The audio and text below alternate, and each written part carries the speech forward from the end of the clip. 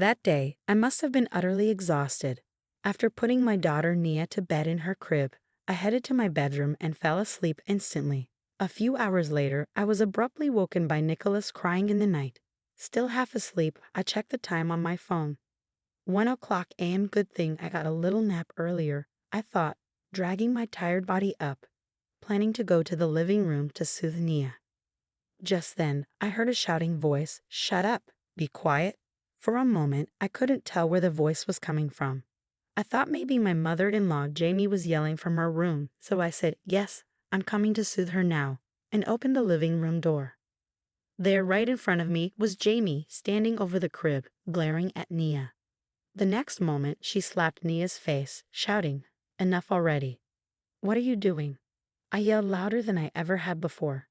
Jamie looked surprised for a second, then yelled back, "Why didn't you soothe her sooner? This child is so noisy." Panicking, I rushed over to the crib and lifted Nia to protect her from Jamie. I couldn't believe it, hitting a baby. My name is Candice, a 28-year-old housewife. I used to be an office worker, but I'm currently on maternity leave, focusing on housework and childcare. My husband Miles and I started living with Jamie, my mother-in-law, about a year ago. Miles's job is demanding, and he's rarely home. He was worried about leaving me alone while I was pregnant and felt sorry for Jamie being alone since my father-in-law Willis passed away 2 years ago.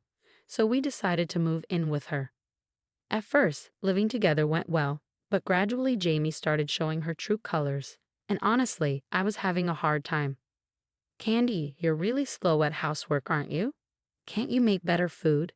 Jamie harassed me every chance she got. When Willis was still alive, I didn't have any issues when visiting my in-laws' house, so I didn't particularly dislike Jamie back then. However, after Willis passed away and we started living together, Jamie became an unbearably selfish and rude presence in my life.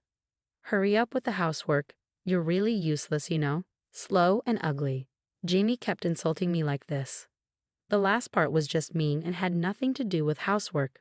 Since I was pregnant, it was natural for me to be slow with chores. But Jamie didn't seem to care. She just seemed desperate to harass me. As for Miles, he's mostly away on business trips and doesn't get home until midnight, even when he's not traveling, so I have to spend most of my days with Jamie. I kept hoping that things would change since the baby was born. Even Jamie, rough as she is, would surely become kinder and gentler living with her grandchild. I was desperately holding on to that hope.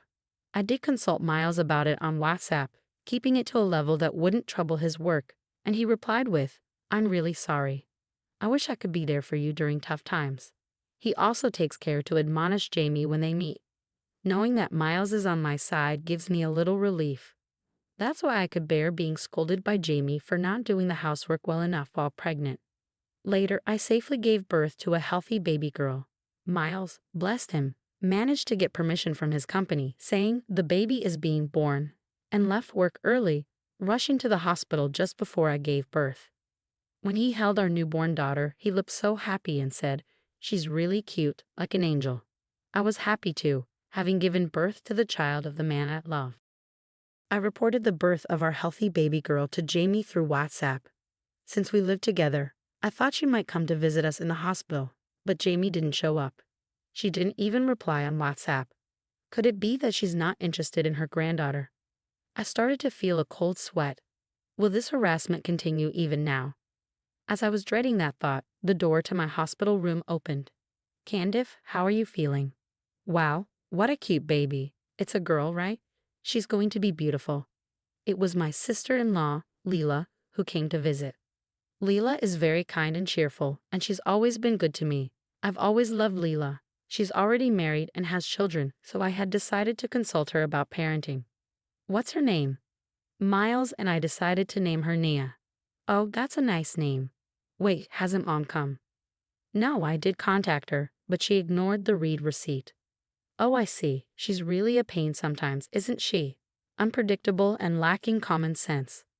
"Well, yeah. Leela is straightforward, and I've always appreciated that about her. She once told me, 'If you ever have a problem living with Mom, feel free to vent to me.' That really saved me, so I used to honestly complain to Leela when things got really tough. Leela understood Jamie's difficult nature, So she knew that if she scolded Jamie based on what I told her, Jamie would end up taking it out on me. That's why she wouldn't admonish Jamie unless it was really necessary. At that time, just being able to vent was enough to relieve my stress. I had no idea things would get harder after Nia was born. When I got discharged from the hospital and returned home with Nia, Jamie didn't mention her at all. "Hurry up and clean," she said. I couldn't believe it. It was as if she completely ignored Nia's existence. Despite feeling upset, I put Nia in her crib and started cleaning. About 5 minutes later, Jamie started yelling, "Candy, come here." "Yes, what is it?" "That baby is noisy. Do something about her crying." "I'm sorry." Again, I couldn't believe it, referring to her as that baby as if she's a nuisance and telling me to do something about her crying. Jamie continued to treat Nia poorly. "The baby is crying. It stinks. Change her diaper now. The crib is in the way. Shut up, baby." Jamie shouted these things each time, and Nia would cry louder in fright, which made Jamie even angrier. It was a very uncomfortable atmosphere for Nia and me. "Jamie, her name is Nia. Can you please call her by her name?" "Shut up. Don't tell me what to do. You're her mother, so it's your job to take care of her. Make sure I'm comfortable." "Look, she's crying again." Nicola had started crying because Jamie yelled. I had just put her to bed. I had to stop my chores and go soothe Nicola, and if that delayed the housework, Jamie would get mad about that too. When I put Nicola back to bed and resumed my chores, Jamie said, "This is really in the way, takes up so much space," and kicked the crib. The crib shook, and Nicola woke up crying again. "What are you doing, Jamie?" "Shut up. It's your fault for putting such a big thing here." "But it was you who told us to put the bed in the living room because it's noisy when she cries at night in our room." "Are you complaining to me now? Stop arguing and soothe that noisy child." "That noisy child? This person is really the worst." I had no choice but to do my chores while holding Nicola.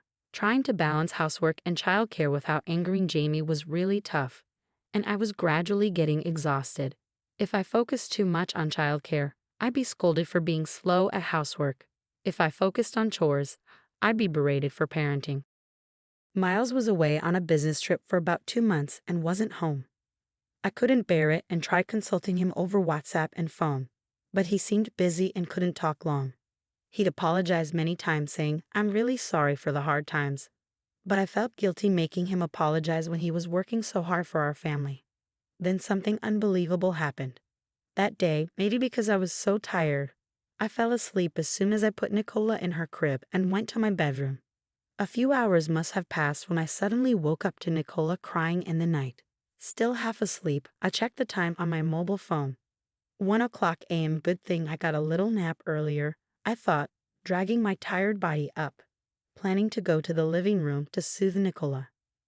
Just then, I heard a shouting voice, "Shut up! Be quiet!" For a moment, I couldn't tell where the voice was coming from. I thought maybe Jamie was yelling from her room, so I said, "Yes, I'm coming to soothe her now," and opened the living room door.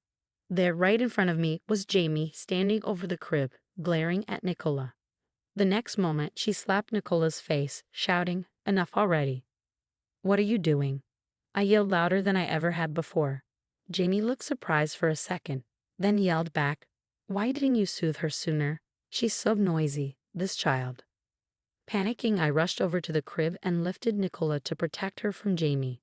I couldn't believe it, hitting a baby. Could this person really be human, hitting a 3-month-old baby? Nicola was crying louder than I had ever heard before, and her face had turned red. I immediately called an ambulance. At the hospital, the doctor examined Nicola. He said her face was red, but there was no worry about bruises or injuries, which relieved me. I almost collapsed on the spot. "What happened? Did you drop her on the floor or something?" the doctor asked. I explained the situation to the doctor. Right then, Leela entered the room. "Candy, is Nicola okay?" "Oh, Leela." In my panic, I had called her. While in the ambulance, I called Leela despite it being the middle of the night since Miles was on a business trip and couldn't come immediately. Leela explained to the doctor about Jamie hitting Nicola. The doctor was speechless and Leela was shaking with anger. The next day, I went home with Leela. I let her enter the house alone to confront Jamie. Jamie acted as if nothing had happened, harassing me as usual. "You're late." Hurry up and make breakfast. You missed taking out the trash because you came home in the morning. You really can't do housework. Enough already. Did you forget what happened yesterday? You had a 3-month-old baby, remember? How can you act subnormally? First, apologize for yesterday. Jamie's face turned red with anger. What? Why should I apologize? That child was the noisy one. I just slapped her because she wouldn't listen. It's a part of discipline. I thought she wouldn't be quiet otherwise. That's not discipline. It's just violence. Enough, so I'm noisy. Just do your chores already. Jamie, you don't regret it at all, do you? You don't even think you did anything wrong. Leela, please come in. Leela entered the living room as I called her. Why is Leela here? Mom, what are you doing? I can't believe you did such a thing. No, Jamie was flustered by Leela's arrival. Mom, you do realize that what you did is legally punishable, right? Jamie's face turned pale.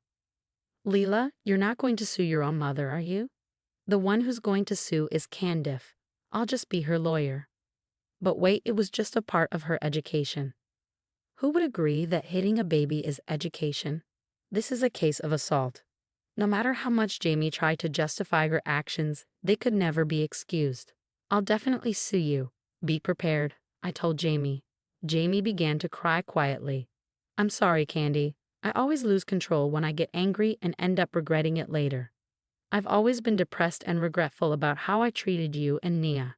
I truly am sorry for what happened. Why did I raise my hand to her? I always wanted a boy for the eldest grandson. It was also Willis's wish. Willis's wish. It might be an old-fashioned thought, but we always hoped for a boy to carry on the family line. When a girl was born instead, I was happy about the birth of a granddaughter, but also felt like I failed to fulfill a promise to Willis.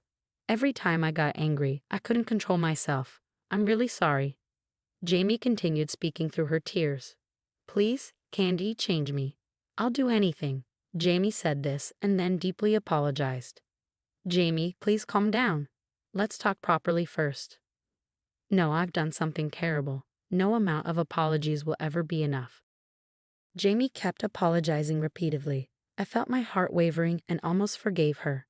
That's when Leela spoke up. Don't take her seriously, Candy. Mom always pretends to be deeply remorseful like this when she's cornered just to end criticism against her. Huh. She did the same when Dad found out about her affair. He forgave her because he fell for her act, but her tears dried up immediately afterward. This is probably just an act too, right? You can't fool me. Leela's observation made Jamie falter. What are you saying, Leela? Looking closely, Jamie's tears, which were flowing heavily just a moment ago, had already dried up. It was likely fake crying.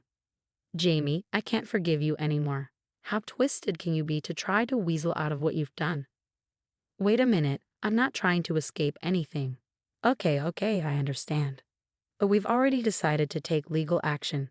As I said that, Jamie's face turned red with anger. Don't joke with me. Why should I be subjected to this by a daughter-in-law like you? How insolent. Just then, the sound of the house key turning was heard. Candy, is Nicola safe? Miles asked. Miles, why are you here? I thought he couldn't come since he was on a business trip. I had only contacted him on WhatsApp. I called him several times in the middle of the night, then he drove straight here. Miles had been driving since 3:00 a.m. and arrived this morning. I didn't know Miles was coming too. Mom, cut it out. I've been hearing about your harassment from Candy, and I've been warning you every time, haven't I? And now you've gone and hit my precious Nicola. I'll never forgive you for this. Miles, even you're blaming me? How cruel, after I raised you and Leela. What are you talking about? You always left us with Aunt to play around. Our memories are filled with the meals Aunt cooked, not you. Mom, just give it up. Besides, I think the doctor already reported it yesterday. Huh. The hospital knows you hit her, so I think it's just a matter of time before the police come. No, wait. You're okay with your mother being arrested. I'd rather not have someone who hits a 3-month-old baby around. No matter what you say, Mom, you have no one on your side now. Jamie finally seemed to understand her situation. Pale-faced and slumped, she waited. Soon, the police arrived and Jamie was arrested. As a first-time offender, she received a suspended sentence, But Miles and Leela cut ties with her and issued restraining orders. Miles moved out of the in-laws' house with me and Nicola and rented an apartment while looking for a place. We stayed briefly with Leela, which was a great help. Candy, I'm really sorry for everything. I'll take parental leave. If I can't get it, I'll change apartments or even jobs to ensure your and Nicola's safety. I was so happy to hear Miles say that. His company had some issues with the working environment and he couldn't get parental leave, so he resigned and found another job. Now he comes home on time, helps with Nicola and the housework. We live in a high-rise near Leela's family, often gathering for meals or enjoying barbecues. I don't know what's become of Jamie, but I heard from neighbors that after her arrest, she's become completely isolated and doesn't go out anymore. Prideful Jamie probably can't bear being known as someone who did such terrible things. Well, it doesn't matter to me anymore. She doesn't know where we moved, so there's no chance of meeting or her showing up unexpectedly. I plan to live happily, supporting each other as a family with Miles, Nicola, and Leela's family.